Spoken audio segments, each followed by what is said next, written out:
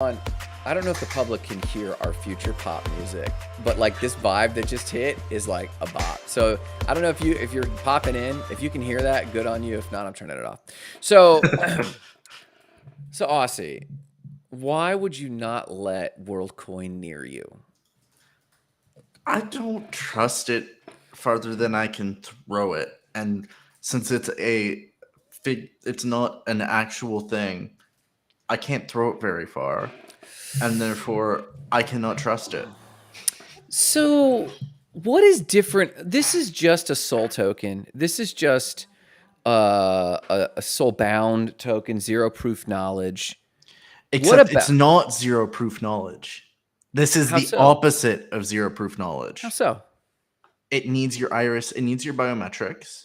Which It almost every zero proof knowledge project is talking about biometrics. it they are and they aren't. It's not zero, but this isn't zero knowledge. It basically requires you to prove it, and it directly links your identity to your iris. Zero knowledge proof systems won't have that same tracking. If you have to use your biometrics, it just registers that you are human. It doesn't say you are human and you are Austin. And that Wait. is what bothers me.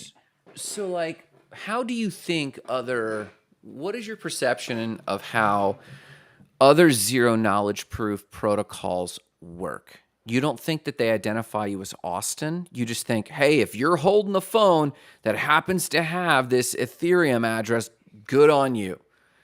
I mean, like, No, how do you it'll think? say it'll. I don't. Do you want? I don't use most of them, and I'm not interested in giving people my biometrics. So Now that's fine, and that's a preference. And I'm just curious, like apples to apples with other identification projects, like how this would be different than if Ethereum. Now, mind you, WorldCoin runs on Ethereum. and As Vitalik has come out very strongly against WorldCoin. moderately strong because he ended it with some of positives. Like I was reading something and he's like, well, here's some things that could work for it, but here's some things that I'm really not liking about it, which was what I read and understood. Um, I think it depends on who owns the iris photograph, right? Um, and so, like, my perception, how forgetting WorldCoin for a second, like if some rando company, you know what? The gentleman who we've all talked to, his name escapes me. He works for ZByte. Um, he's in our circles. They're working on a zero knowledge proof. Polygon's working on a zero knowledge proof.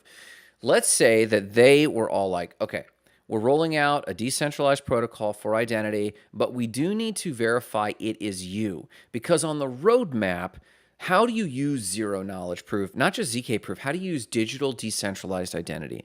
Well, many instances are zero knowledge proof, but some instances they need to prove your identity in real life, right? Like if it's a driver's license situation, you have to show an officer your ID. You know, so zero knowledge proof is like a high, even in the most ideal proposals. To me, zero knowledge proof is a truly a hybrid model of zero knowledge proof, except in legal scenarios where we have to prove identity. And so then you think, okay, well, let's accept that there are some scenarios where you have to prove you are you, not just that you are the holder and you have legal right with your ledger 7-digit password. That's all you need. And therefore, you have access to the rest of the world, maybe your own money, but not the rest of the world. And so, how do we verify you are you? And I think that biometrics is like the baseline, whether it's a thumbprint scan on your own phone. That's a biometrics, you know, like you put your thumb, like that's my thumb spot right there, my finger Yep. spot. And so maybe all it is I put my fingerprint on there and they scan it, or they do a facial scan with an Apple ID. Retina is no different. These retinal orbs, in theory, you're taking a retinal shot and loading it to your app. You control it in theory. in theory, but not really in practice, because that scan is stored within their database, and this is a central company who is owning all of that information. It's like 23andMe. I don't do, or Ancestry DNA. You I don't don't do those? I haven't done any of those What? because they own all of your biological, your DNA information. And so they can sell it to medical companies. They can do whatever they want with it. You don't They give you your results, but you don't own the information related to your test. Now, I know that, well, 23andMe, it is part of that because part of their model is big data model. But do we know that to be true of Worldcoin? Do we know it to be factually true, not They don't mythically have true? to. I don't care if they have to sell it.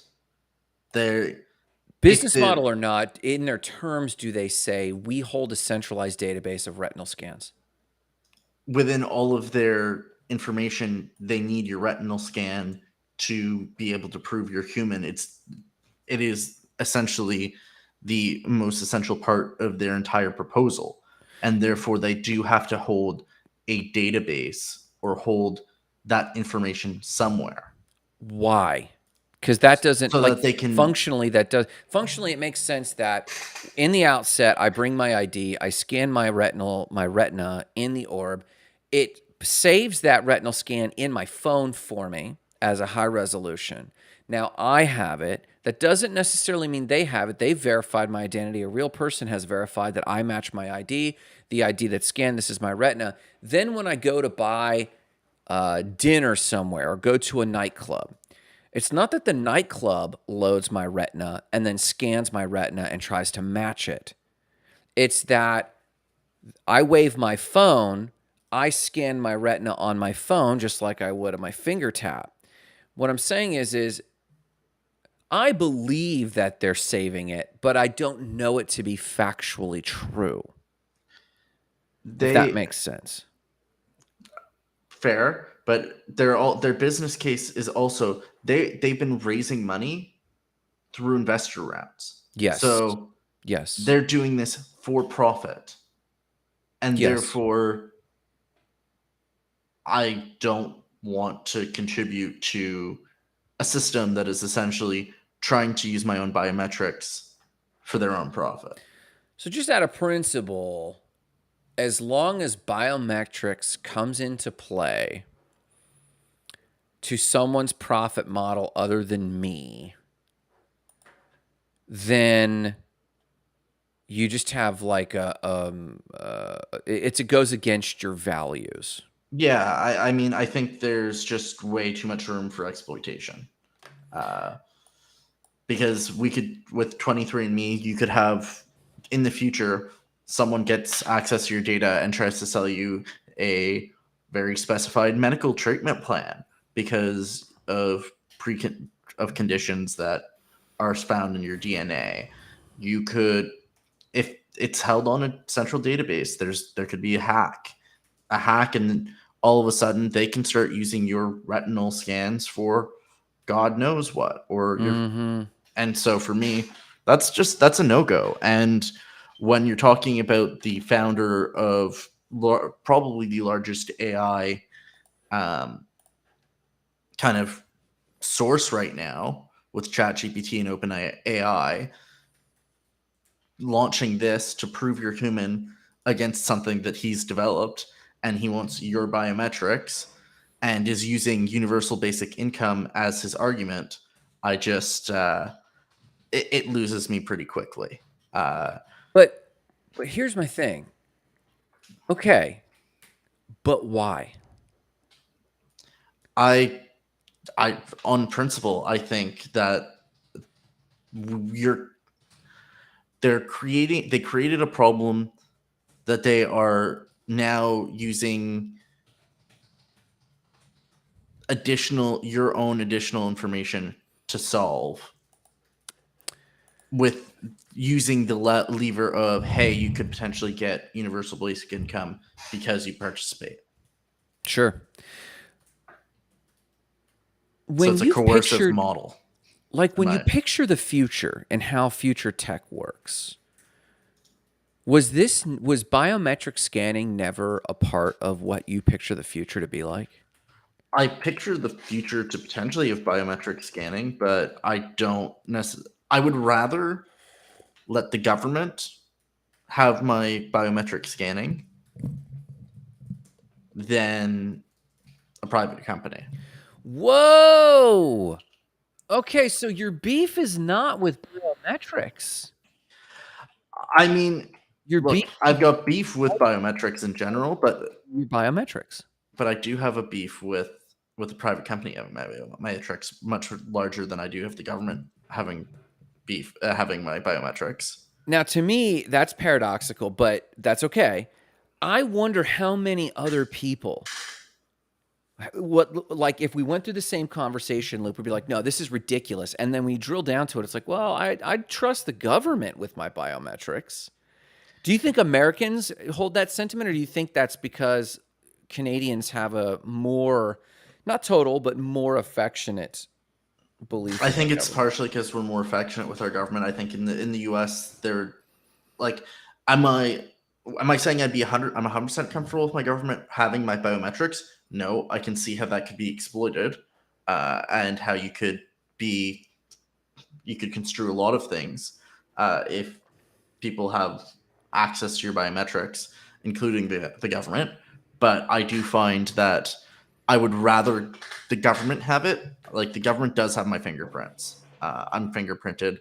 It's required. I was going to bring this up. Like, our biometrics are already out there, right? Fingerprints are widely out there. I think most people in some way or another have probably given up their fingerprints. Uh, Oh, definitely. Like, but I definitely. think interestingly, as although we all have unique fingerprints, like I have had cases where my cousin has a very very similar fingerprint to mine, to the point where Okay. he can actually open my phone. Really? Yeah, he can open my phone with his thumb. That's pretty wild. So yeah, so like that's pretty wild. Um, so I but I feel like retinas and irises are much more unique, even more unique than that. And so I would I'd rather keep those because I do think facial scanning, like Jarrett is talking about, that's I think that's even more of a big that's a bigger deal. So, for those watching, Jared says the U.S. government already has my biometrics. You can't even get a stamp on your passport when you enter the United States now. They scan your face, and that's it. I also present for your consideration gait analysis is another form of biometrics, how you walk through customs. And that's already in your profile with the NSA. Am I happy about that? No way, but I'm not going to run out and give away my biometrics. Biometrics changed immigration about 15 years ago, and it's going to be that way. Be the way that governments, China's already there, will track and control people. Totally, totally agree. I travel a lot, and the more you move across borders, the bigger this impacts you. Totally. And I have believed, the Patriot Act in 2001, 2002, late 2001, was the first time I ever experienced my conspiratorial side. And, at the time, I was like, no way I'm going to go to the Middle East, man, because they already were planning this. And I was into like all the conspiracies around 9/11 heavily. And then I read the Patriot Act, and it was a beast. And the amount of control they had, I was like, no way, man. But I thought about it for a year or so, and I realized, listen, they have everything they need to do me in, to manipulate me, to control me. And if they wanted to, if they were motivated, if there was some value they could derive from shutting me down, abusing me, harming me, using this against me, they would have already done so. So I started going, they have everything they need on me. So I want to push the limits of my biometrics because whether it's the government or private companies, they're pushing the limits of what this technology can do. And so I was all for it. Do you remember when Google Health came out? It already closed, but do you remember this? Not really. I wasn't. I didn't get a phone until I was 14. So to give you an idea, and Which was but what year? I'm 25 now, so 10 years ago, yeah, 11 about years 10 ago. years ago.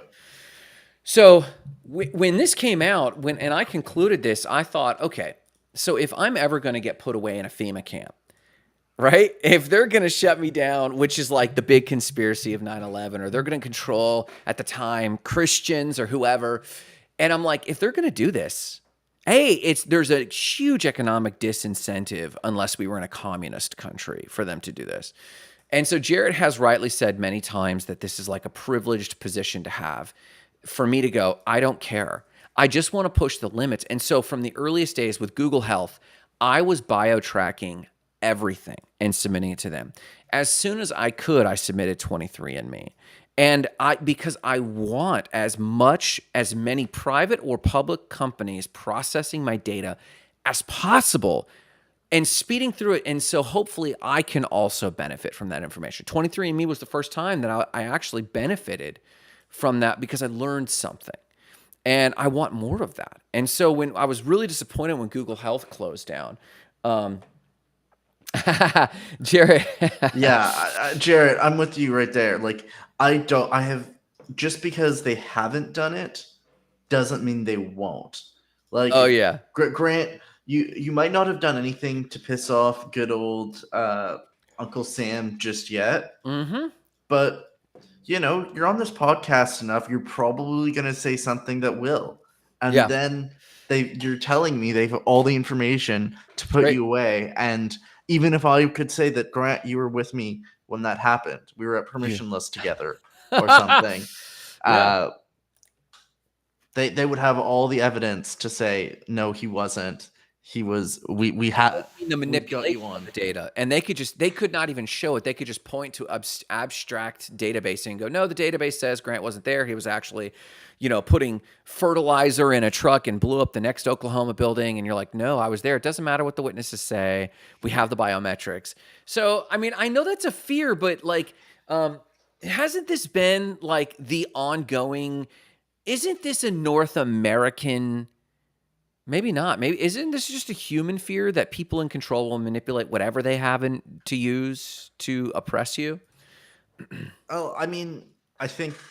Do I think it's a base human fear? Probably. Since we've organized in governments and had like general data collection, but I think it's become more and more of a thing as as we've been seeing these big databases, and we've been seeing data hacks and everything like that. I think the fears have been greater. And if we talk about the things going on in China with the Uyghur Muslims, or some of the things that were going on in Latin America with during some of the 1980s and 90s strikes Sure. and riots, I think Sure. there's a lot of outside sources. Maybe it hasn't really happened necessarily as much in North America or in Europe, but there's no issues that I'd say we do have other cases and examples in other countries, and maybe just not in the global north. Yeah. Well, real quick, Jarrett says the U.S. is creating a true ID, which will impact eventually how people move across even state lines within the U.S. And he drops a link. If you're watching from anywhere, please check out the link. Jared, if I can, I will actually, I can. I'm going to repost this here in Restream and get that out to the world. So I just shared that for you. Jared says, I'm really not happy about not being on the episode, but I think he's also saying he's really not happy about Worldcoin. So let me ask this. Let's go back to this real quick. What in our perception is different about this than any other zero proof knowledge project where there's a claim of decentralization, a claim, and we just trust that claim because they're using words that make our ears feel nice. Um, and Worldcoin sounds like it's centralized, and that makes our that glitches with us. What do we know for a fact is different about this than any other project that's trying to do zero knowledge proof identification? It's being created and backed by OpenAI. So the literal founders of AI, who we know have the computing power to run through all of this information incredibly quickly. Mm. So We that know they're good at it, and we don't like that. they're good. Well, they have the ability to process it so fast and Yeah, manipulate like it or real use time. it, Yeah, yeah, in ways that we can't even fathom. Um, we know that this is heavily backed by Fortune 500 or kind of venture capital funds, sure. and so we're seeing more token supply and how this token is accessible. Essentially, is was originally done just through venture capital, and Sure. so there's a lot of private interest in basically pumping or manipulating the token value um and in and you know, like, in generating profit, they're looking to make money off of this, whereas Sol token or what Polygon or Ethereum have discussed Hmm. in terms of zero knowledge proofs, they're building use cases. They're not building fund generators necessarily. It's not, they don't have a whole bunch of private venture funds that they're trying to get that are backing that particular project, and so that particular thing needs to make them money. How are these biometrics any different than the big data processing, for example, of my credit card transactions? You know, like you use a credit card that's Visa or MasterCard backed. It's not biometric, but they know what they need to know. They could manipulate that data. They could say, hey, you were there buying fertilizer at Ace. You could say no. They could look at your credit card statements, which are easily manipulated, and go, no, you were definitely over here buying fertilizer. And look at this gas you bought at the gas station. You definitely rented a big old truck and then you blew up, the Oklahoma municipal building. And that's you. What is different about this than that? Because credit cards, you can say that they were stolen, that you lost them. They're like, credit cards are not. Yes, a credit card belongs to you, but there's nothing that can say, "Oh yeah, my girlfriend or Marissa had my credit card and bought that fertilizer or whatever." Or I lent my buddy. My buddy went needed to buy a tank of gas, and so I lent him my credit card. So literally Whereas the my feature, eyes, the bug of the old way is what you're calling a feature. Like it's a feature of credit cards that it's not attached to me and that I have deniability. But and this is the very point of some of this. So there's two aspects, like fidelity.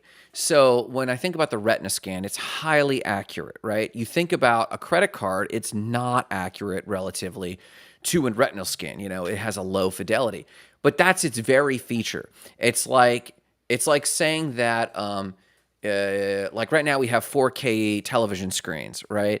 And it's like saying, well, no, 1000K or 1080K is better in this scenario. Lower fi is better. And so what we're saying is the same thing that I propose most religions do is they find a certain level of technology and they draw a line in the sand and say, now this is too much. And I'm wondering, so the fidelity, I'm wondering, like, is this just technophobia or is it truly the privacy issue? Because to me, all of our privacies are completely sacrificed already. I I think there is privacy issues with it, because if you even think about the blockchain, yes, all just like my credit card, you can track all of my transactions. Yeah.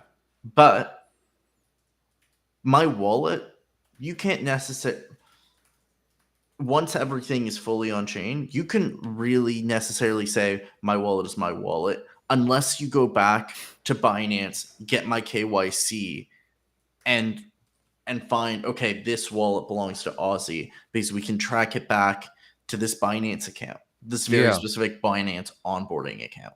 Yeah. Uh, and even tracking a Binance onboarding account, you've only Binance can confirm and link a very specific transaction to that account. So So the hope of deniability is really, and so it's like it's like when everyone found out that the incognito browser in Google was still tracking. It just wasn't saving to your history, and people realized their Pornhub searches like could easily be found still in their incognito window. We like the perception of deniability, even though right now the FBI, the NSA, they all can track Bitcoin transactions to a person, not just an IP, but they can triangulate through the metadata that the NSA infamously is already gathering, like comparing IP models to purchase histories, and they can triangulate and go, okay, this is the exact person, biometrics or no. Like, we acknowledge that the technology to pinpoint, identify someone is guilty of something. Let me ask that. Do you actually believe that that is out there or not, that technology? I think that for a high level, very specific instances, Mm-hmm. they might have the ability to, but I don't necessarily think by maybe IP triangulation, but I would argue that from work that I have done around tracking Bitcoin transactions, the FBI has to go through Binance's security team to get their KYC information in order to actually verify and pinpoint this is this person's ID. This is who's actually conducting these transactions. And Mm-hmm. maybe the NSA has better tech out there that can maybe do it quicker, Yes. but I don't necessarily agree that the NSA could, unless you're a person of high interest to them. A, they're not doing that on a regular basis. They're not going to be looking at you on a regular basis, and B, they maybe don't have necessarily all that information on you, on your profile, to be able to do that, because they don't, like, Grant, they probably don't care enough about what I'm saying and what I talk Correct. about Correct. to track all of my previous IPs, cross-examine all of my transactions with different wallets, et cetera. In right now, could they dig it up if I went and committed a crime, or like I became a person of high interest? Absolutely. But Yeah. right now, that's not sitting somewhere where they need to use it. Where I 100% believe they are. And that is not, for me, in my mind, that's not conspiracy based. It's an understanding of metadata and ISPs. Like and Edward Snowden would agree with me. Like, if you've watched his stuff, he, like, this is why Zcash and Monero, why he's proposed, is why he, you know, whistle blew, is that the NSA has backdoors to all ISPs. What that amounts to is a backdoor to nearly any protocol on any ISP. So Binance doesn't have to give them permission that this transaction necessarily KYC'd with that. They can do so much else with their backdoors on the ISP. And it's just probability fields.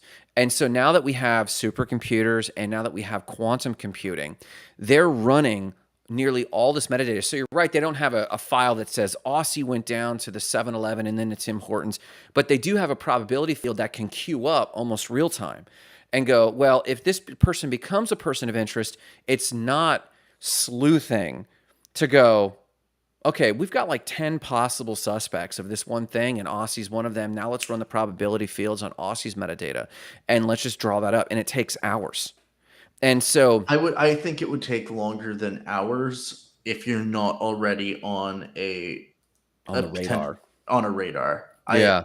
that is my argument, and my Mm. argument, and I like that Jared's backing me up here, is that um, the fact that OpenAI, who has this AI computing power hmm and that kind of knowledge system hmm built in through AI, hmm having that information makes them much more powerful. And by As a private, taking, as it all centralized within a single private entity known as OpenAI. yeah, Got it. Well, and I guess this is what I'm saying. I've believed that you said you'd prefer this information with governments because there is this, legal briar patch that they're always in. Like, did we pull on a warrant? Well, I don't know. Let's pull an overnight warrant. I mean, you see these sort of things. But with a private company, to me, the private company is making retail available what's been available to the NSA for the last 7 years. And so for me, I'm like, well, maybe I can at least start benefiting. Let's tackle some of these comments because Jarrett and Owen and Brian are jumping in. Jarrett says the U.S. is only 5% of the world's population. A majority of the rest of the 95% is highly aware of government overreach and is protective about their privacy. I would agree with that, and I would say that that's great. Maybe my opinion is the exception that proves the rule. But my opinion is not that it doesn't matter. My opinion is that they already have it.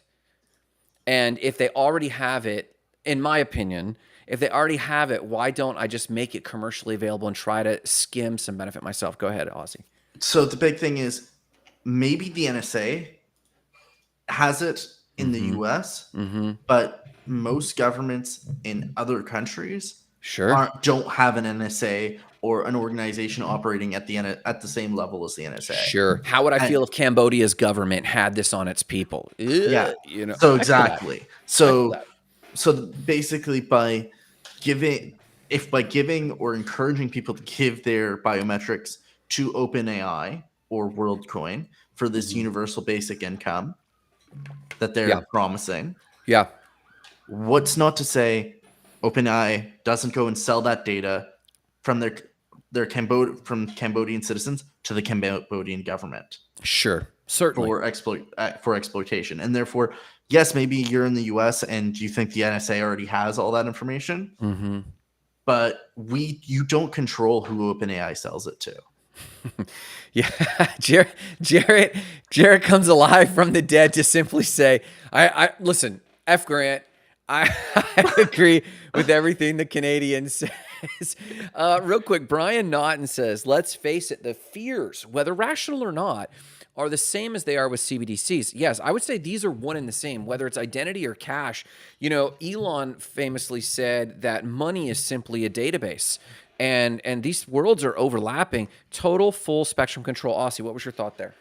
This is actually on decentralized news. This is how we kind of we talked about WorldCoin, Yeah. and then we talked about Russia's CBDC that just got announced coming out in Yeah. August, Yeah. and the launch of FedNow. Because essentially, WorldCoin and the launch of the CBDCs, they're essentially two in the same. Yeah. Yeah, And all hail Ripple, man. Is Ripple rolling this out for all these people? It's very centralized, friendly. Is it the one doing the Russian CBDC? I didn't hear the announcement, but I believe that it's here. Is it Bitcoin based? Like what do we know about it, if anything? I don't know any. There's just that it's been approved by Putin. Got We it. don't have a lot of information because Russia isn't going to be publishing that information hmm very openly. Correct. So Agreed. yeah, Jared says, in a governmentless future, it's this type of tech that scares me. As Aussie says, they created the problem, AI, and here's the solution, UBI. universal basic income. Correct. Yeah, but I don't know what he means by and OpenAI. OpenAI created the problem, ChatGPT and AI tech that has now, at least in most spheres, been seen as something that will easily replace many human jobs. And now they're creating the Oh, that's the leap. solution. Jarrett, confirm if Aussie is summarizing you correctly, but that starts to make sense. Go ahead, Aussie. Thank you. Yeah, they're now creating, hey, if you want access to our solution of universal basic income for money that we make based off of our creation AI, Mm, you have to give up your personal data, your very very personal and very very unique data, because interesting. yes, you like credit cards track, or like CBC will, you can track transactions, but I might have 10 credit cards, Yeah. and there's no, it's a single credit card or anything is not necessarily unique to me, and there's not um there's plausible deniability and there's plausible separation between my credit card and myself. Yeah. um You know, this. it's just like phone numbers. Your phone number, someone, like, in 5 years you might have had one phone number, but you change carriers, you lose that phone number, you get a new one. Yeah. You get, and you end up getting someone else's old phone number, Sure. and it's not unique to you. But your irises, they're pretty unique to you. Your fingerprints, to a certain extent, are pretty unique to you. Although I do have an edge case where, they're, you can have some cases where they're more similar than we think. But Yeah. Yeah. irises, I think, are pretty. Yeah. Nobody's got your eyeball. Sure. Well, and this framework. Now that you've connected these dots about the problem being that AI is job disrupting, and right now they're already paywalling it. Imagine a world where for Worldcoin citizens, you get access to AI tools for free.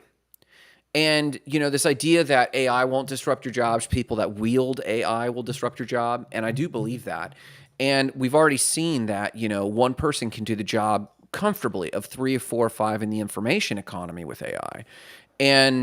But I mean, it doesn't do it on its own yet, but efficiently, and that will only increase.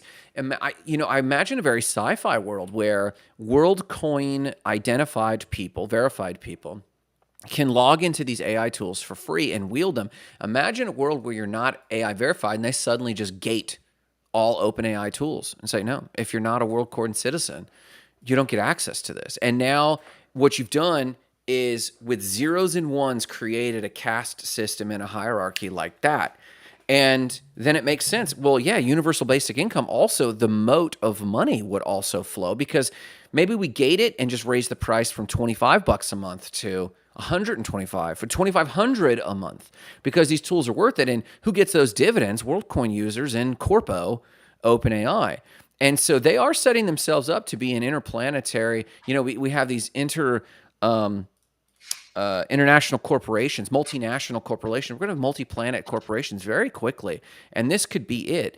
And to get financial safety, you'll give up personal data, which again, my position is I already have. I just want to benefit from it. But your position is not. It's still a huge, and Jarrett's it's a huge risk factor. Now in the AI journey, essay is just a chapter of a book. Essay. I don't know what essay is. So Yeah, essays. software as Oh, a Sam Altman. Sam oh, Altman. It's just a chapter of a book. His AI, ChatGPT 4, has just happened to be the most retail friendly. I say happened to. I think it took a lot of development and design to make it the most retail friendly. And then he says, I agree with everything Aussie's saying. Then he finally says, this could happen, but it's very far away. I've just found it's not always great to be the guinea pig in the first level of experiments. And I do consider myself an early adopter. In fact, Buckminster Fuller. You know Bucky Fuller? Did we ever talk about Buckminster Fuller? no, I don't think we have. He was a contemporary with like Walt Disney and Thomas Edison. And if you're familiar with Epcot Center, the big ball of can you picture that thing? That's it's considered a geodesic dome. Okay, yeah. Buckminster Fuller invented the geodesic dome, and he was an architect by trade. He knew Frank Lloyd Wright, like all those guys knew each other. And he believed that with this, he basically could take a rectangular house, strip all the parts, reconfigure it into a geodesic dome, and it would be more efficient with heating and cooling and have more open space. And he called himself Guinea Pig B. and believe the first man was guinea pig A. And he was fine with being guinea pig B. And I am too. And I recognize not everyone else is. If I had kids or I plan to have kids, that might be different. But I just have no problem experimenting. For those who don't know, I've already bought like a good chunk of Worldcoin. I'm looking at the closest one near me. There's two in Miami, which are the closest near me, which is like a 3 or 4 hour drive from where I'm at. So I'll probably actually go do that and be the first. And I'm going to apply for an orb and onboard people if they're willing. But You are yeah, not bringing that thing to permissionless. If you get approved, I will not let you take that thing to permissionless. so what we got here, Aussie, this is the WorldCoin biometric data consent form. And there are 3 options here. And the first one is the option that transparently you can opt out of their data and just have it yourself. No data is collected at the orb. It has limited functionality, but you still can create an account verifiable to your local device. So you have the option to participate without consenting anyway to the data. Now, does this make you any more comfortable or still no? No, not at all. Why not? There's no way I am. Yes, I'm saying no, don't take my data, but I'm still giving you my data. But it's saying you're not. It's literally saying we're not collecting your data, but you just don't believe that. I don't. Yeah, I don't have a reason to trust that right now. I mean, no. That's interesting. See, I would. And then right here, they say you can withdraw your consent at any time and remove yourself from that experiment, but you're not buying it. Well, when I get invited to Elysium, the ring orbiting the Earth, and you need an invite because I was an early WorldCoin citizen. I'll be here happily farming my 160 acres, not bothered by anybody. I think the access to resources will be far more limited for those who are not participating in the techno future, honestly. So homesteading's a possibility, but I think it will be far more primitive and primal, which some people will prefer.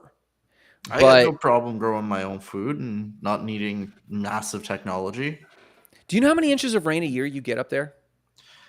Somewhere between 35, 40. In a good year, we might get up to 50, 55. We get 56 a year down here in Florida, and we could definitely grow our own food should we want to. So if the gardens are looking really good this year, we had a very, very nice, well spread series of rains, and gardens are really nice this year. And we've got a bean patch that's maybe 50 feet, and it's probably supplying 3 or 4 families worth of beans. What? Yeah. Two rows 50 feet long. And man, you should gate that with the bean token and Azuki beans. And you should definitely scan their I don't even know. So talk to me about, are we going to talk about Fed Now or X? What should we be talking about there? Yeah. So do you want Brian Naughton has decided. Okay. Brian Naughton has decided for us. We're going to talk about X. Let's talk about this question. I don't believe it's a coincidence that Elon rebranded Twitter at the same time that WorldCoin launched. He has a well-publicized beef with Altman, and they're going for the future, and they're both going for the future of finance. Grab your popcorn. Was it that intentional? Oh, absolutely. No really? Question. Brian is not the only one to think this. Elon Musk was involved in early versions of OpenAI and ChatGPT. Yes.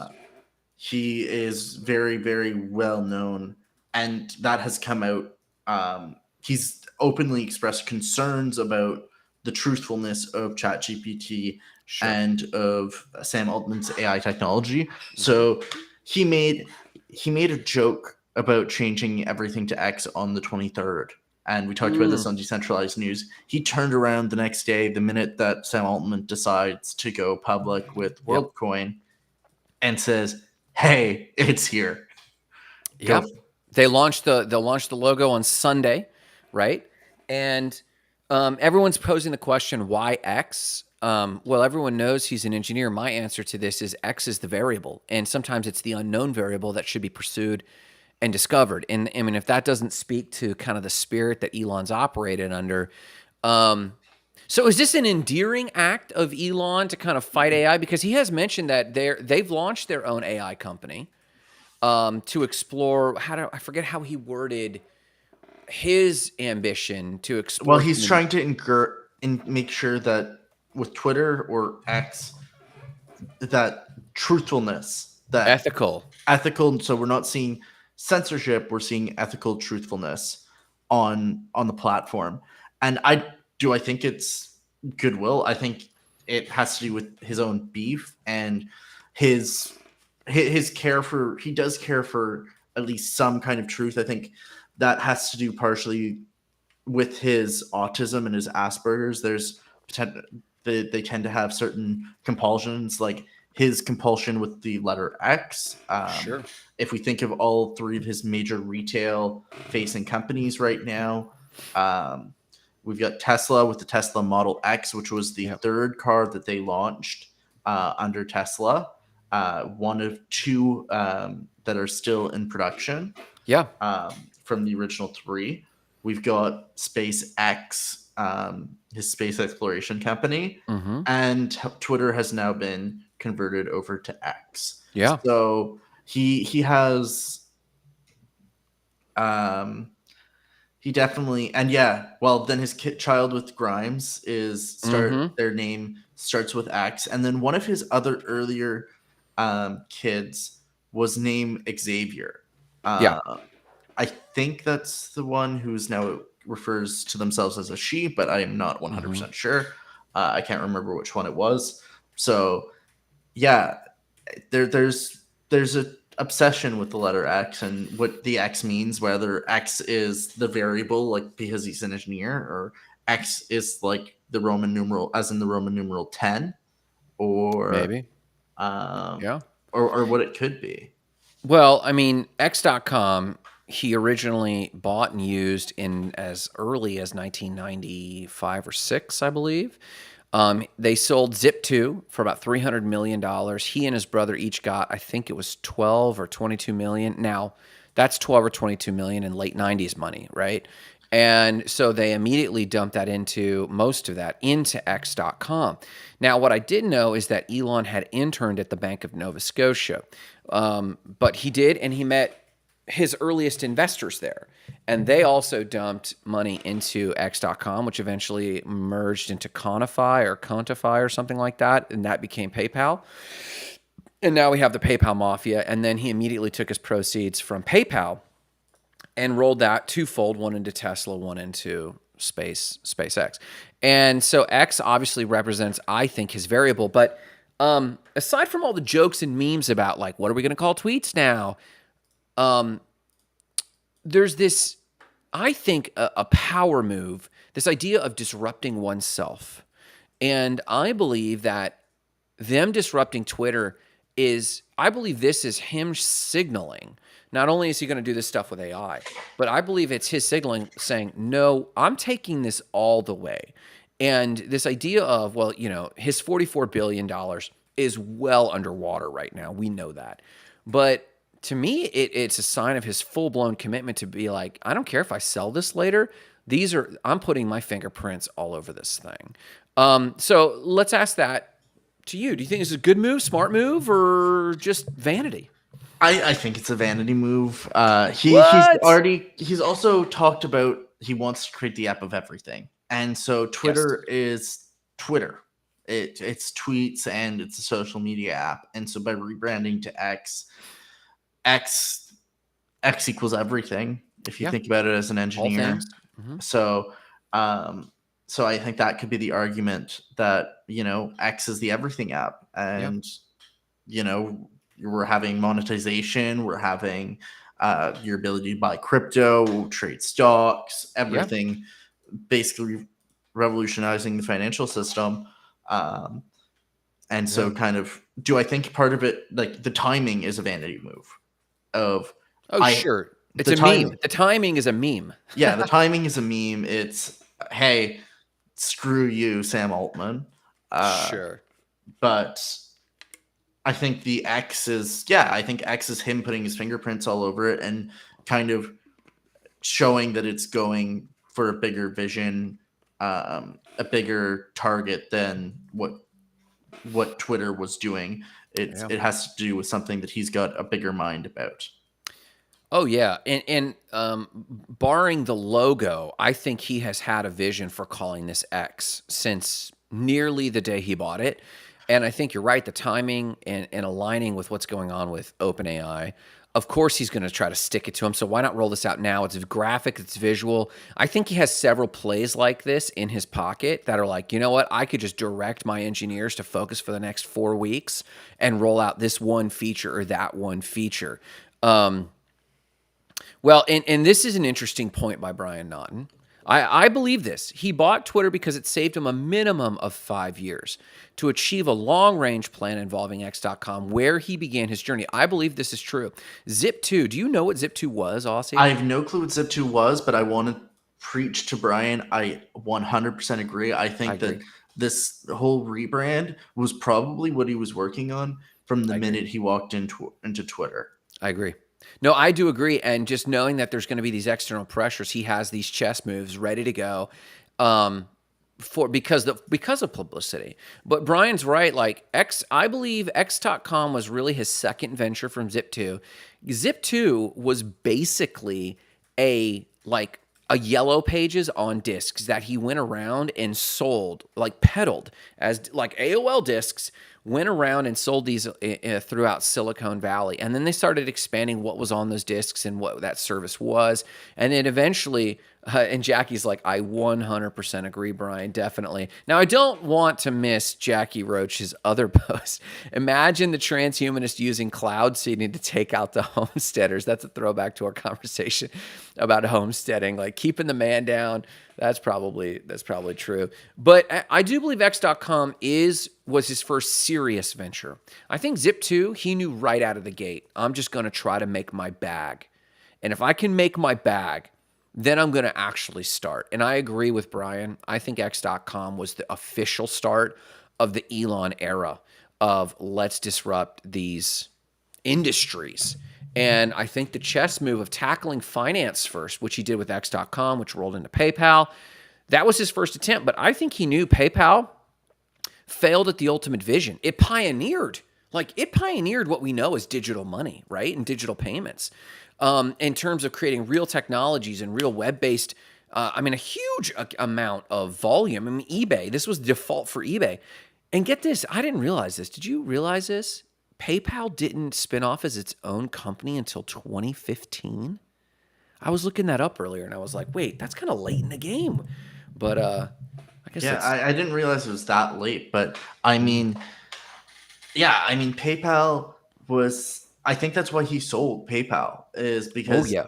it wasn't achieving. He realized he wasn't achieving the vision, and he couldn't take it any further. He didn't think he could manipulate it in the way that he needed to take it further, and so he Mm-hmm. sold it.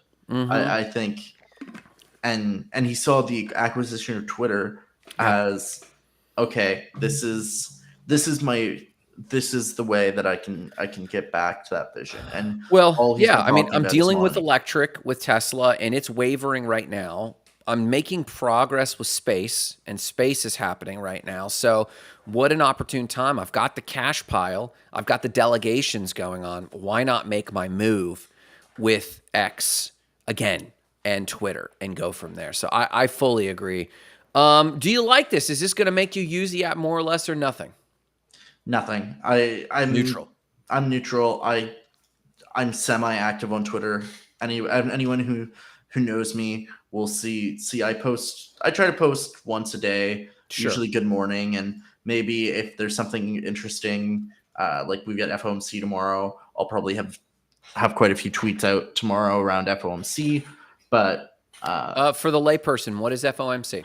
The Federal Reserve decision on monetary policy, so decision on interest rates, which is happening tomorrow. And we're expecting a quarter point. We're expecting a quarter point. The market is forecasting at almost 99% agreement, which doesn't regularly happen. Not this level of certainty that we're going to see a quarter basis point hike, and there's some pretty interesting other kind of forecasts that are going on right now about what's going to happen in coming into the end of the year. And so, I mean, if you want to hear some of that, go check out the Decentralized News episode that just check out dropped Decentralized today. News. Real quick, with the time we have left, what's up with Fed now? What do we know, and what's it doing? So what a big week for Big Brother, right? Exactly. It's a big week for Big Brother. I titled this week's Decentralized News episode, a new financial system is upon us. Sure. Yes, it is. It's because here. Yeah, Fed now rolls out with nothing but a quiet post on the Federal Reserve website. Yep. Press release on July 20th. Yep. Saying we're here and it's out and now you can use it. So what does this mean? It means that any banking crisis can be 10 times worse because you can mitigated, 1/10 of the time. Well, it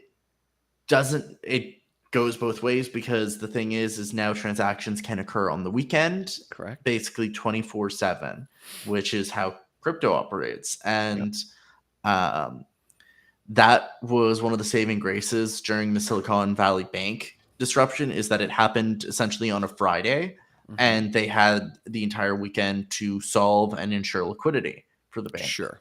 Now they don't. Aren't these controls in place? Like, can't someone hit a button and it just stop flows? I don't think it's that easy. I really don't think it's that easy. No. Interesting. So what does it enable? Like, if there's a run on a Silicon Valley Bank today, that doesn't mean I can pull deposits all weekend long.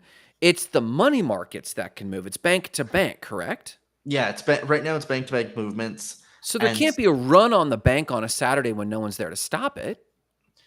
I mean, yes, because I can go to the teller and you could have an entire town come to the bank, go to the tellers and say, hey, give me my money, or wire my money from your bank to Chase Bank or whatever, or wire my money to a bank in Canada, because I don't trust the US we are system. Seeing for the retail person instant settlement? Yeah, we're seeing the ability, at least on the back end, to have instant settlement.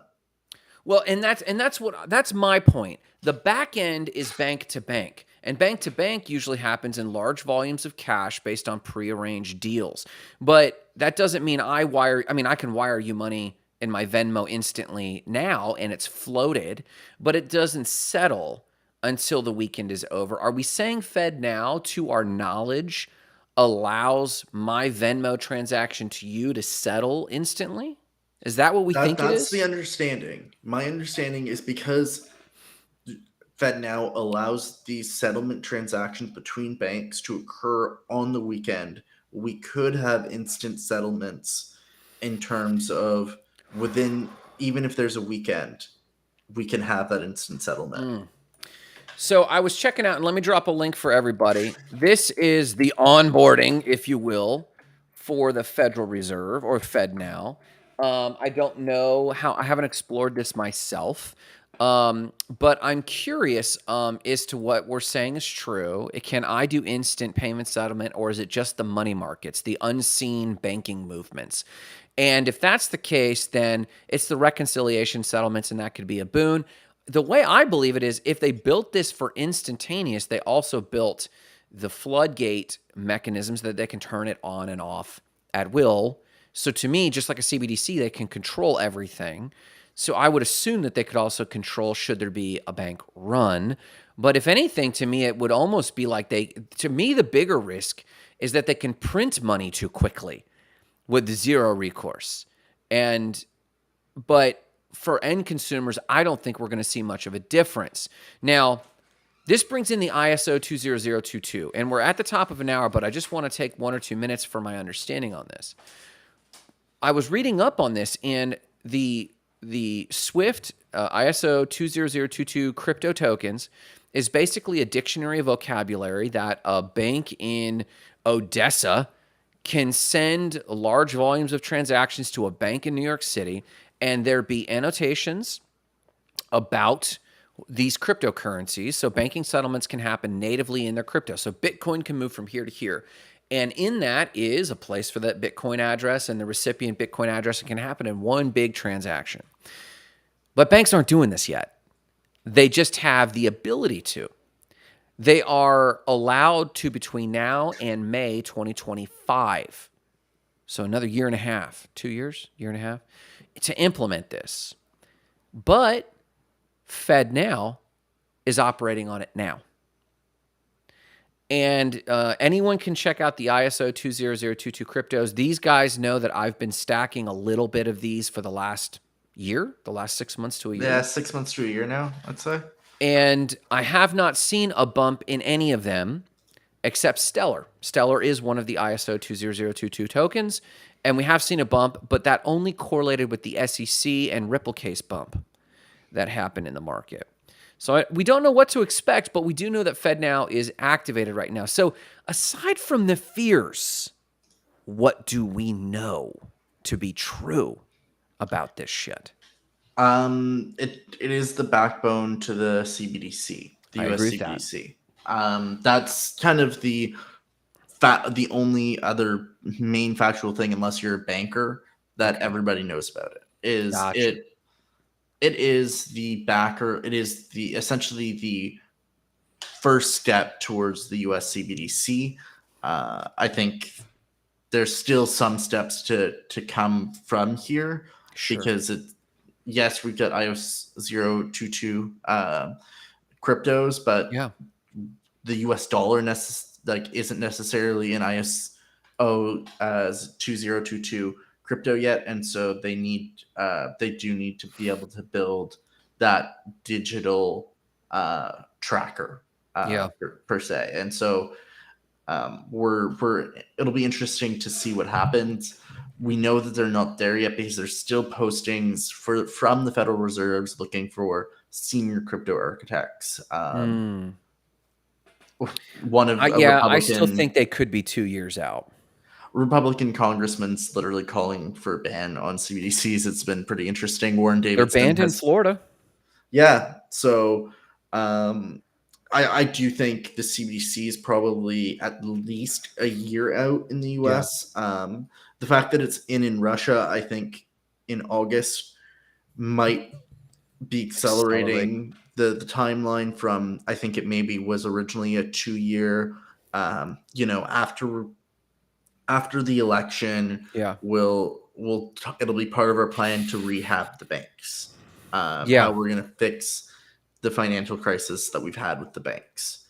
Yeah. But I think now with Russia coming out with their CBDC, and definitely discussions of CBDCs in other countries, Yep. I think that timeline could be accelerated a little bit. And I think we've seen the Federal Reserve trying to hire more of these senior architects, because there was an original round of hiring maybe 3 to 6 months ago, and there's been some fresh postings that have come up. So my assumption is they're trying to build additional capacity to I build agree. this quicker.